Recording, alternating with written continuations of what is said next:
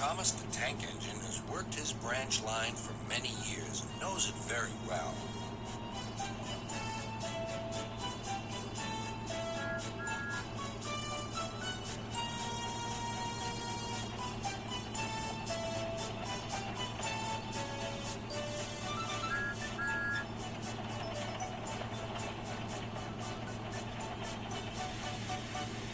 You know just where to stop, Thomas, laughed his driver. You could almost manage it without me.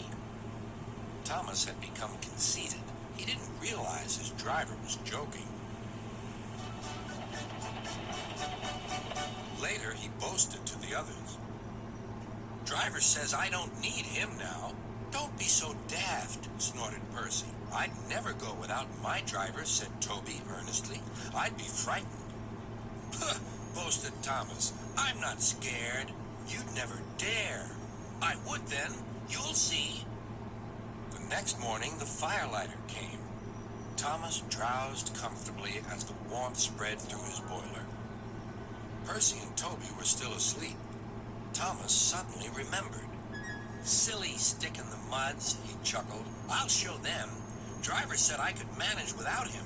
I'll just go out and then I'll stop and whoosh.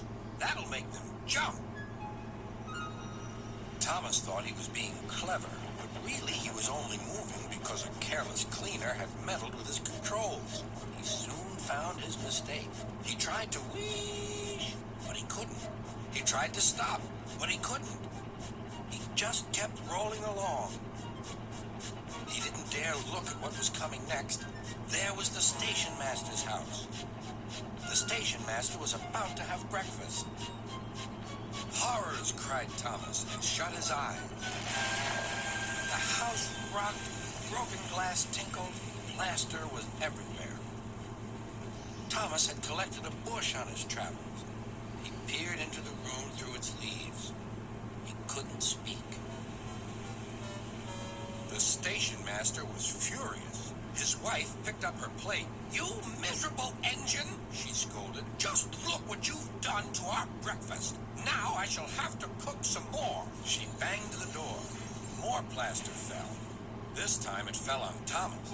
Thomas felt depressed. Workmen propped up the house with strong poles and laid rails through the garden.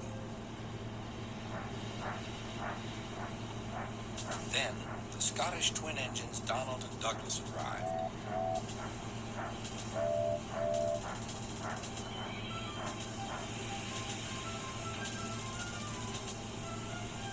Get a fash yourself, Thomas. We'll soon have you back on the rails. They laughed.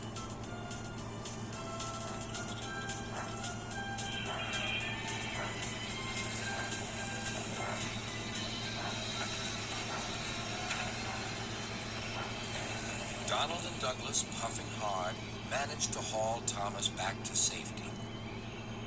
Bits of fencing, the bush, and a broken window frame festooned his front, which was badly twisted. The twins laughed and left him. Thomas was in disgrace. There was worse to come. You're in a lot of trouble, Thomas. I know, sir. I'm sorry, sir. Thomas's voice was muffled behind his bush. You must go to the works and have your front mended. It will be a long job. Yes, sir. Meanwhile, a diesel rail car will do your work. A diesel, sir? Thomas spluttered. Yes, Thomas. Diesels always stay in their sheds till they are wanted. Diesels never gallivant off to breakfast in station masters' houses.